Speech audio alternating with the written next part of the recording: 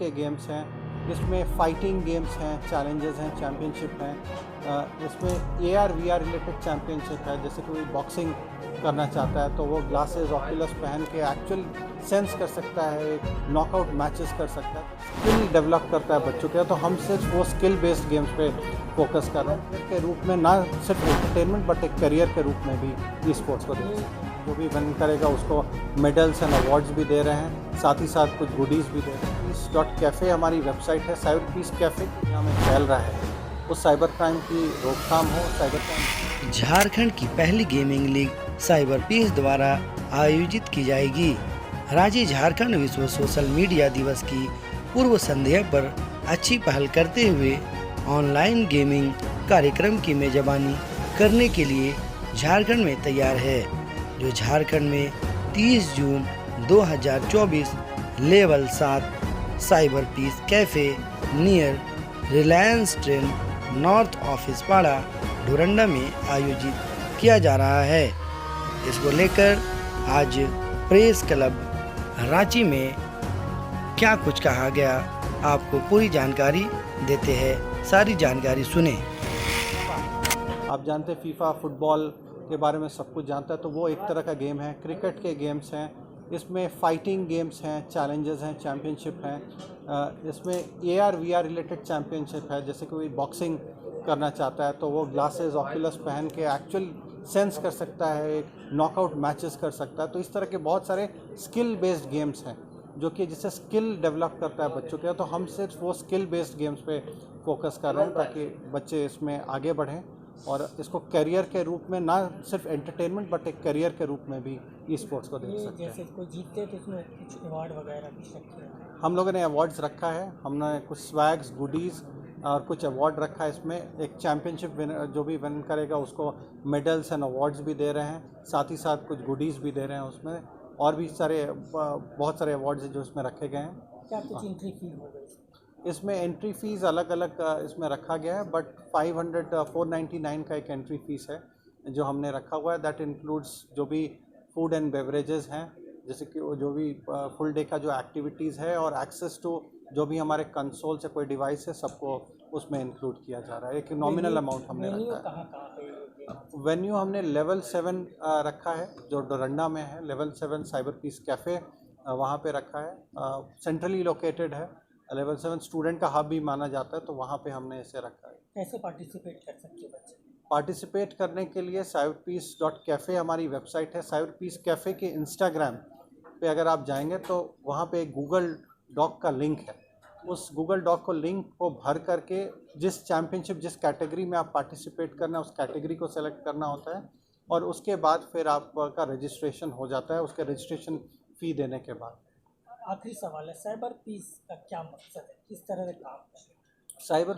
Cyber piece क्योंकि हम एक नॉन प्रॉफिट एक NGO हैं, हमारा उद्देश्य है कि जो भी साइबर क्राइम दुनिया में फैल रहा है उस साइबर क्राइम की रोकथाम हो, साइबर क्राइम रुके, साइबर वॉरफेयर और जो साइबर स्पेस को नेगेटिव चीज़ों के लिए जाना जाता है उस नेगेटिव चीज़ की जगह पॉजिटिव चीज़ों के लिए जाना जाए। जैसे इमर्जिंग टेक बात करें, AI, क्वांटम, AR/VR, इन चीज़ों को हम आगे बढ़ाएं।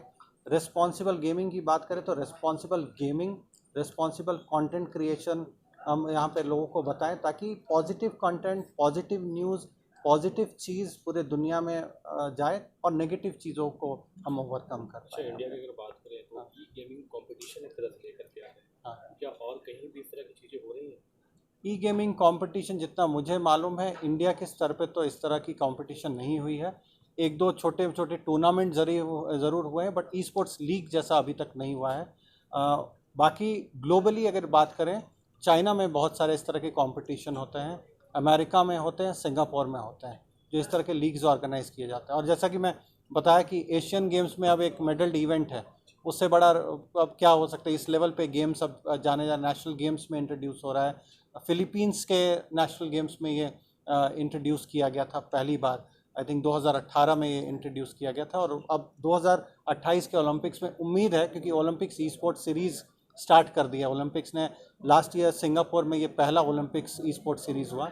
उम्मीद करते हैं कि अब ये 2028 के ओलंपिक्स में भी एक मेडल रांची से स्टार्ट करने का क्या है? रांची से स्टार्ट करने का मेन उद्देश्य है, क्योंकि हम रांची से हैं और साइबर पीस जो ये संस्था जो बॉर्न हुई थी बहुत सालों पहले, वो रांची में ही हुई थी। तो हम हर चीज़ को कोशिश करते हैं रांची से शुरुआत करें। और इससे दूसरा ये उद्देश्य ये है कि यहाँ के बच्चों में बहुत टैलेंट है, टेक्नोलॉजी की फील्ड में स्पेशली देखा गया है, चाहे वो साइबर सिक्योरिटी हो या इमर्जिंग टेक का यूज़ है। यहाँ के बच्चे अलग अलग लेवल पे नेशनली नहीं इंटरनेशनल अपनी छाप छोड़ रहे हैं। तो कोशिश है कि इन बच्चों को, इन टैलेंट्स को हम यहाँ से आइडेंटिफाई करें, उनको एक प्लेटफॉर्म दें और उनको हम आगे सर एक बात और होती है कि लोग आउटडोर गेम जैसे भूल से गए हैं बच्चे, आउटडोर गेम फिटनेस के लिए खास करके क्या फ़र्क पड़ेगा इस गेम के स्टार्ट में?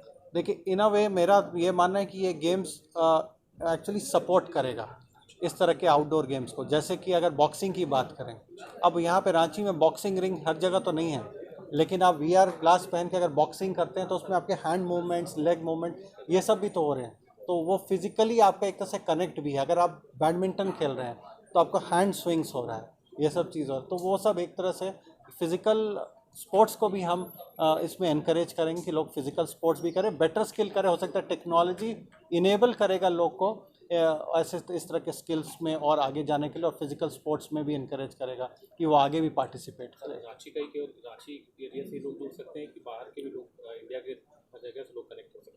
यहाँ पे अभी जो हमने ई स्पोर्ट्स का ये किया, ये स्पेशल जो ली गई, ये झारखंड स्पेसिफिक है। तो रांची के अलावा हज़ारीबाग, देवघर, कहीं से भी लोग रिमोट लोकेशंस से भी आ सकते हैं, बल्कि दूर दराज इलाके जैसे। और मैं तो ये बोलता हूँ, मैं तो कन्विंस करना चाहूँगा कि जो साइबर क्राइम हब्स हैं, जैसे जामतरा जैसे लोकेशंस हैं, मैं उन बच्चों को भी बोलूँगा कि आप अपना टैलेंट आजमाएं कुछ पॉजिटिव साइड में, यहाँ पे ई स्पोर्ट्स में अपना करियर अपनाएं, और जो नेगेटिव काम कर रहे हैं हो सकता है उसको पॉजिटिव साइड एक अच्छा यूसेज में एक स्किल सीख करके अपने स्टेट का नाम रोशन करें।